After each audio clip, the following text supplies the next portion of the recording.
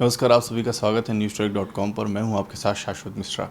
आज हमारे साथ बातचीत करने के लिए मौजूद हैं राजधानी के मशहूर न्यूरोसर्जन डॉक्टर रविदेव जी। इनसे बातचीत करेंगे, जानेंगे न्यूरोलॉजिकल डिसऑर्डर के बारे में और न्यूरोलॉजी की तरह तरह की बीमारियां होती हैं उसके बारे में। लेकिन सबसे पहले हम ये जानना चाहेंगे सर कि जो अभी कोरोना संक्रमित मरीज़ हैं उनके अंदर कई सारी न्यूरोलॉजी से संबंधित समस्याएँ देखी जा रही हैं। उसमें से आपके पास कौन कौन से केसेस आए, कुछ बताइए सर। मैं ये बताना चाहूँगा कि कोरोना को आमतौर पे हम लोग ये मान के चलते हैं कि रेस्पिरेटरी डिजीज़ है, यानी कि फेफड़े की डिजीज़ है। लेकिन कोरोना का असर हम लोगों की ब्लड वेसल्स यानी कि जो रक्त की धमनियाँ हैं उन पर पड़ता है और उसकी वजह से शरीर के करीब करीब समस्त अंगों पे उसका असर कुछ ना कुछ होता है, जिसमें ब्रेन भी शामिल है।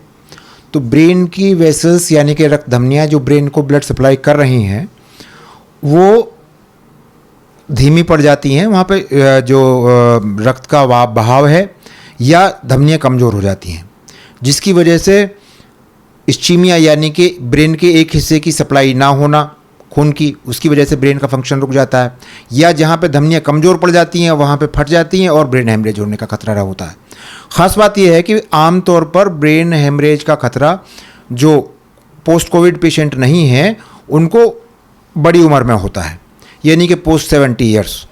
लेकिन जो अब इधर देखने को हम लोगों को मिला है, मेरा पर्सनल अनुभव भी रहा है कि यहाँ पे कुछ पेशेंट हैं जो कि यंग हैं, जिनको हाइपरटेंशन भी नहीं है, जिनको ब्लड शुगर की बीमारी भी नहीं है, पोस्ट कोविड हैं, उनको ब्रेन हेमरेज हुआ है, ब्रेन से संबंधित बीमारियाँ कुछ हुई हैं। सर, उनमें लक्षण क्या देखे जा रहे हैं? कैसे लक्षण उनके अंदर नज़र आ रहे हैं? कैसे वो पहचानेंगे कि उनको ब्रेन हेमरेज की समस्या आगे आने वाले समय में हो सकती है? ब्रेन हेमरेज में सबसे बड़ी बात है कि जो पोस्ट कोविड पेशेंट हैं उनको अपना रूटीन चेकअप किसी न्यूरोसर्जन या न्यूरोलॉजिस्ट से कराना चाहिए। अब तो ये है कि कोविड जब होता है तो हम लोग रूटीनली थोरैक्स के सीटी स्कैन के साथ साथ ब्रेन का सीटी स्कैन भी कराते हैं कि ब्रेन में कहीं कोई लक्षण तो नहीं है। उसके अलावा अगर उनको दौरे महसूस होते हैं, सिर में तेज़ दर्द होता है या अटपटापन लगता है, मेमोरी में डिस्टर्बेंस होता है, तो उनको अपने न्यूरोसर्जन को दिखाना चाहिए, जाके बात करनी चाहिए कि ये समस्याएं पैदा हुई हैं जो कि अलग हैं, मेरी और बीमारियों से रिलेटेड नहीं है।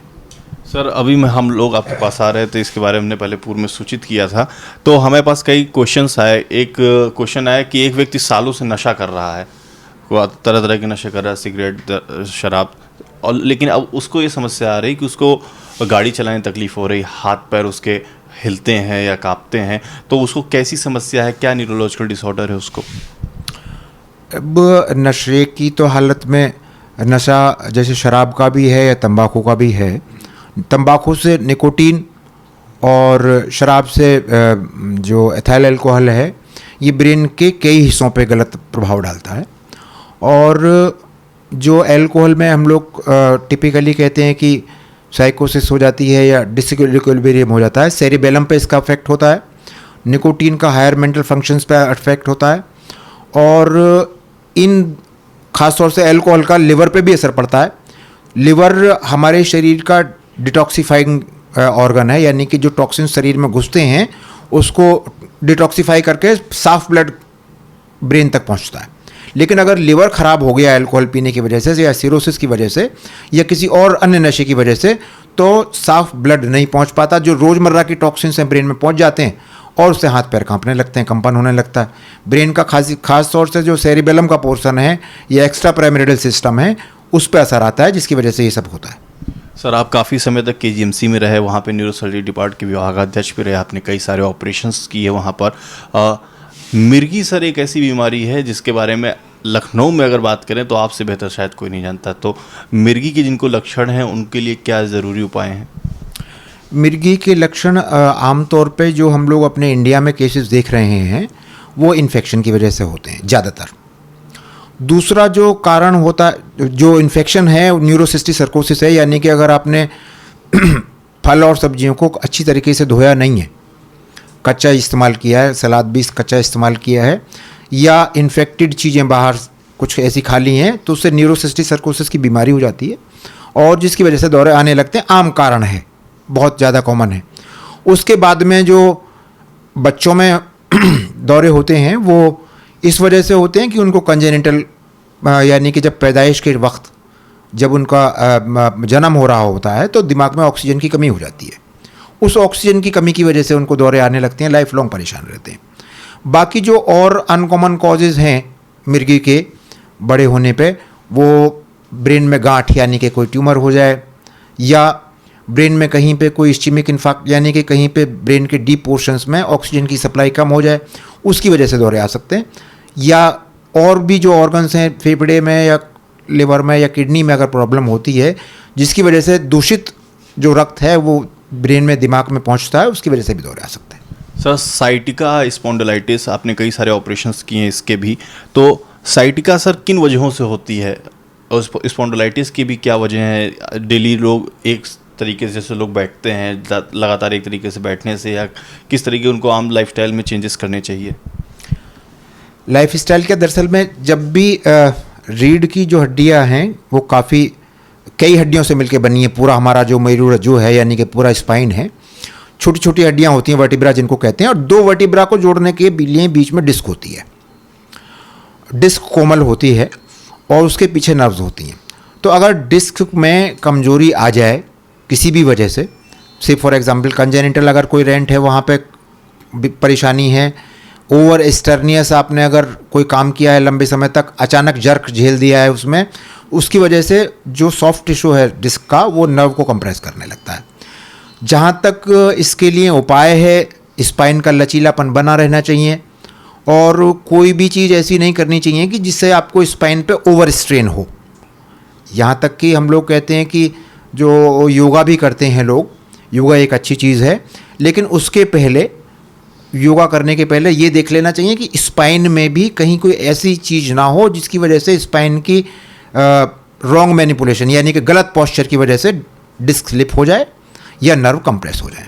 तो ये जानना ज़रूरी है और उतनी ही आपको व्यायाम करना चाहिए, उतना ही आपको बच के बैठना चाहिए जितना आपका शरीर आपको अलाउ करता है। ये नहीं कि ओवर स्टर्नियस एक्सरसाइज कर ली, आजकल शौक है युवा वर्ग को कि बहुत हम लोग जिम जाएंगे ये करेंगे, तो वो उसके पहले ज़रूरी है कि आप अपने स्पाइन की हालत जानें कि क्या है, उसी हिसाब से करें। ओवर एंथुसियास्टिक होने की ज़रूरत नहीं है इसमें। सर माइग्रेन एक कॉमन बीमारी है, लोग कहते हैं जेनेटिक है, मेडिकल साइंस भी कहता है। अल्जाइमर भी लोगों के अंदर दिक्कतें आ रही हैं, आजकल युवा वर्ग में भी अल्जाइमर की समस्या उत्पन्न हो रही है, क्या कहेंगे सर इस पर? माइग्रेन तो हाँ, माइग्रेन बहुत कॉमन है इंडिया में और माइग्रेन के तमाम कारण हैं, जैसे कि किसी को दिमाग में वेस्कुलरिटी कम हो गई या रात को सोया नहीं ढंग से, नींद पूरी नहीं हुई, हाइपोग्लाइसीमिया यानी कि भूखा पेट रहा उसकी वजह से। लेकिन इसको बचाव के लिए जो मैंने बताया है कि आप प्रॉपरली सोएं, खाली पेट ना रहें जितने भी माइग्रेन के मरीज हैं। बाकी तो वेस्कुलरिटी की वजह से प्रॉब्लम होती है, इसके लिए अभी कुछ दवाइयां हैं जो कामयाब हैं, बाकी इसके ऊपर और भी रिसर्च जारी है जिसको कि आगे धीरे धीरे हम लोग और वजह से बोtulinum है उसका योगदान देख रहे हैं कि माइग्रेन में क्या होना है। लेकिन अक्सर महिलाओं में और या जवान जो हमारे बच्चे हैं उनमें माइग्रेन वेस्कुलर प्रॉब्लम है और अच्छा खासा कॉमन है। और ख़ास तौर से माइग्रेन जिसको सस्पेक्ट किया जाता है उसको एक अगर लंबे समय तक बना है सीटी स्कैन जरूर कराना चाहिए कि किसी और वजह से तो दर्द नहीं है, माइग्रेन समझे बैठे हैं, और अपनी आंखों का टेस्ट भी कराना चाहिए कि कहीं आई स्ट्रेन की वजह से तो दर्द नहीं हो रहा है। सब ब्रेन ट्यूमर की एक समस्या न्यूरोलॉजी से रिलेटेड आम समस्या है, कई सारी डेली सर्जरीज भी होती हैं और करीब एक हिस्सा इससे काफ़ी प्रभावित है भारत का।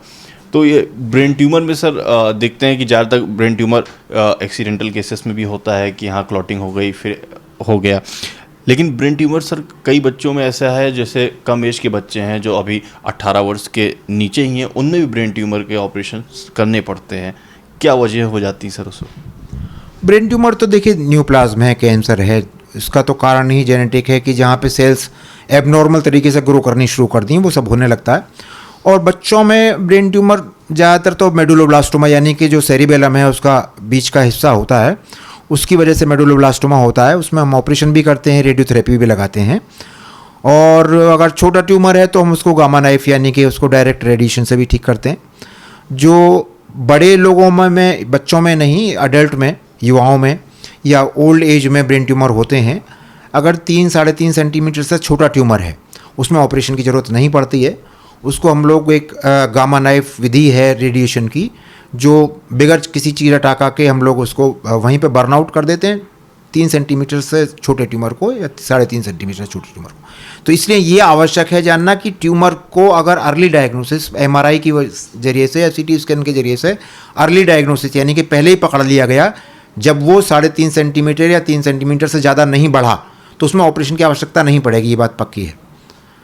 अगर बढ़ गया है ट्यूमर तब फिर सर्जरी करनी पड़ती है, मजबूरी है। और अब पहले के मुकाबले स्थितियाँ बेहतर हैं गामा नाइफ के आने की वजह से, सर्जरी की टेक्निक्स में सुधार की वजह से और अच्छी रेडिएशन की वजह से। रेडिएशन यानी कि जो बिजली की सिकाई जिसको कहते हैं, रेडिएशन थेरेपी, रेडियोथेरेपी कहते हैं, और कीमोथेरेपी भी कुछ केसेस में लगती है इनमें। तो पहले से स्थिति अच्छी है, पहले से लोग ज़्यादा जिंदा रहते हैं, ज़्यादा अच्छी तरीके से जिंदा रहते हैं। आगे आने वाले समय में जैसे जैसे हम लोग कैंसर पर काबू पाएंगे, ब्रेन ट्यूमर पर भी काबू पाएंगे। सर, एक बीमारी स्प्लिट पर्सनालिटी डिसऑर्डर की है। हाइपरटेंशन में, टेंशन में लोगों को इस तरह की दिक्कतें आती हैं कि वो धीरे धीरे तब्दील हो जाता है स्प्लिट पर्सनालिटी, लोग खुद ही बुदबुदाते हैं, खुद से बातें करते हैं। तो ऐसे पेशेंट्स को लेकर उनके पारिवारिक जनों को क्या करना चाहिए और ऐसे पेशेंट्स को किस तरह से ट्रीट करना चाहिए? इसमें स्प्लिट पर्सनालिटी में जानना सबसे ज़्यादा ज़रूरी जानना है कारण, जो कि तनाव है।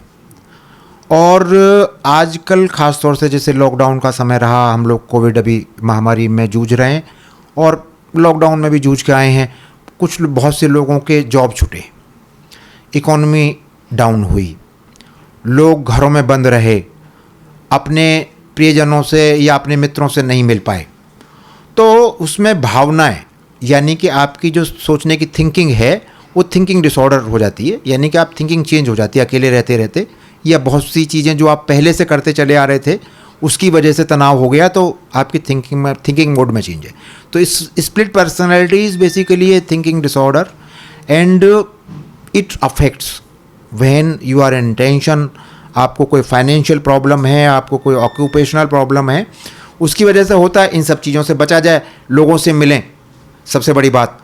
और सोशल मीडिया से आजकल लोग मिल रहे हैं, फिजिकली नहीं एक गैदरिंग हो पा रही है कोरोना की वजह से। कोशिश करें ज़्यादा से ज़्यादा लोगों से आप इंटरेक्ट कर पाएँ, ज़्यादा बेहतर रहता है। और जहाँ तक इसका डिप्रेशन से रिलेशन है कि भाई डिप्रेस हो गए, परेशान हो गए, घर में घुस गए, तो उसके लिए दवाइयाँ बनी हैं, साइकोथेरेपी और दवाइयाँ हम देते हैं, डिप्रेशन ठीक होता है उससे। ऐसे पेशेंट्स को ट्रीट किस तरह किया जाए? पारिवारिक जन है, उससे किस तरह बातचीत करें, कैसे ट्रीट करें उसको कि उसको अलग भी ना महसूस हो, उसको बचाव भी रहे? डिप्रेशन को या कोई भी थिंकिंग डिसऑर्डर है, स्प्लिट डिसऑर्डर है, कोई भी है, इसमें हम लोग कहते हैं कि ऑक्यूपेशनल थेरेपी सबसे पहले ज़रूरी है। घर वाले ऐसे मरीज को अकेला ना छोड़ें, उसके साथ बने रहें। मित्र भी उसकी बीमारी को पहचानें और साथ में रहें जब भी कोशिश हो। दूसरा, उसका ध्यान डाइवर्ट करना चाहिए किसी न किसी काम में। कहते हैं कि जब आप काम में बिजी रहेंगे, किसी पॉजिटिव काम में अपने आप को लगाए रखेंगे तो डिप्रेशन नहीं होता।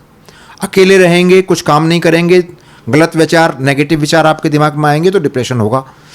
तो काम में अपने आप को व्यस्त करना चाहिए, एक्सरसाइज में अपने आप को व्यस्त करना चाहिए, खुद की कसरत करें, खुद की ग्रूमिंग करें, अपनी फैमिली के साथ रहें, अपने मित्रों के साथ रहें, अच्छा सोचें। और जो अध्यात्म है, जो लोग पूजा पाठ करते हैं, अपने जो भी उनके आराध्य देव हैं वो करें, उससे फ़र्क पड़ता है, क्योंकि शांति मिलती है, मन को लगता है कि हम किसी पावर से जुड़े हुए हैं। तो इन सब चीज़ों से फ़र्क पड़ता है। सर, एक आखिरी सवाल है कि जिसको न्यूरोलॉजी से रिलेटेड समस्या हो, उसको कौन कौन सी जांचें होती हैं ऐसे परंपरागत तरीके से, जो जांचें उसके लिए कारगर हो सकती हैं? जो न्यूरोलॉजिकल डिसऑर्डर के पेशेंट हैं उसमें जो सबसे पहली प्रिलिमिनरी जांच है वो सीटी स्कैन है ऑफ द हेड है। CT scan of the head में हम लोगों को काफ़ी चीज़ें मालूम पड़ती हैं कि ट्यूमर है, मिर्गी का कारण क्या है, क्लॉट बना है या नहीं बना है, या ब्रेन हेमरेज हुआ है या नहीं हुआ है। उसके अलावा दूसरी जो महत्वपूर्ण जांच है वो एमआरआई है, मैग्नेटिक रेजोनेंस इमेजिंग। उसकी वजह से हमें ब्रेन की और ज़्यादा गहराई से जांच हम लोग कर पाते हैं। प्लस रीढ़ की हड्डी के लिए एमआरआई और ख़ासतौर से स्लिप डिस्क के लिए एमआरआई बहुत ज़रूरी है, आवश्यक है। उससे मालूम पड़ता है कि डिस्क स्लिप कितना है, किस स्टेज तक पहुंचा है, दवाई से ठीक होना है या ऑपरेशन से ठीक होना है। इसके बाद में पीटी स्कैन है। पीटी स्कैन अभी आई है, अभी बहुत ज़्यादा प्रचलित नहीं है। उससे मालूम पड़ता है कि किसी और बीमारी की वजह से ब्रेन का सर्कुलेशन में कितने चेंजेस हुए हैं, या कोई और डिपॉजिट्स कहीं और बीमारी के डिपॉजिट्स तो वहाँ पे नहीं है। इसके अलावा और भी कुछ जांचें हैं, EEG है, इलेक्ट्रोएंसेफेलोग्राम है, या नर्व कंडक्शन वेलोसिटी टेस्टिंग है, बेरा है, वो हैं, बहुत कम है, लेकिन जो सब लोगों को याद रखना चाहिए, जब मैं जनता के सब लोगों को की बात करता हूँ, तो CT स्कैन, MRI बेसिक जांचें हैं जो कि होती हैं, आवश्यक हैं। उससे हम लोगों को ट्रीटमेंट का प्लान करने में मदद मिलती है। जल्दी कराने से मरीजों को ये होता है कि हम बीमारी को पहले से ही पकड़ लेते हैं, जल्दी बीमारी पकड़ी जाएगी, अच्छा इलाज होगा। बहुत बहुत धन्यवाद सर। तो अभी आपने देखा हमारे साथ मौजूद थे डॉक्टर रविदेव, जिन्होंने न्यूरोलॉजिकल डिसऑर्डर के बारे में अपनी जानकारी व्यक्त की, कोरोना पेशेंट्स के बारे में बात की और प्लस जांचें भी बताई जिसको न्यूरो पेशेंट्स आसानी से करा सकते हैं। धन्यवाद।